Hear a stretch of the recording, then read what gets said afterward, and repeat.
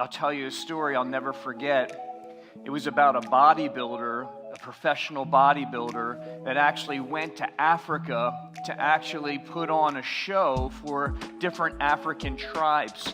And he went around and had a tour around West Africa.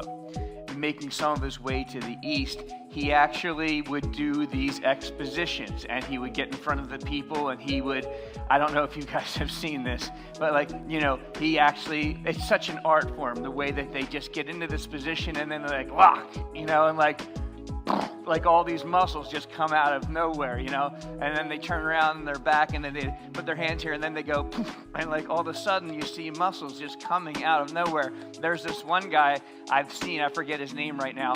He has this thing he's called the stomp, where he'll put his hands on his side and he'll just hit his foot down, and his quadricep turns into like an octicep. I mean, just like all these muscles just bulge out of his foot, and that's like his signature move. So he was doing this for all of these tribal Africans in this tribal area in the bush, and they were very impressed.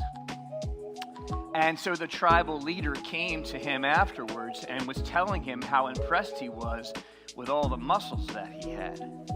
And the tribal leader said to him, "What else do you do with those muscles?" And the bodybuilder said, this is, being it was his profession, he said, "Nothing." And the tribal leader thought for a moment, and he said, "That is unfortunate for all of you."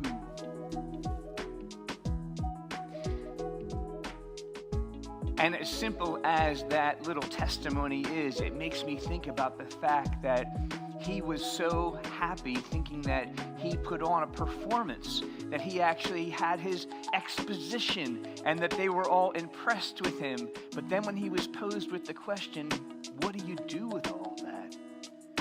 he realized, I suppose, I don't know, I'm only in the hearing of the story, that there's a disconnect between all that are you seeing where I'm going with this?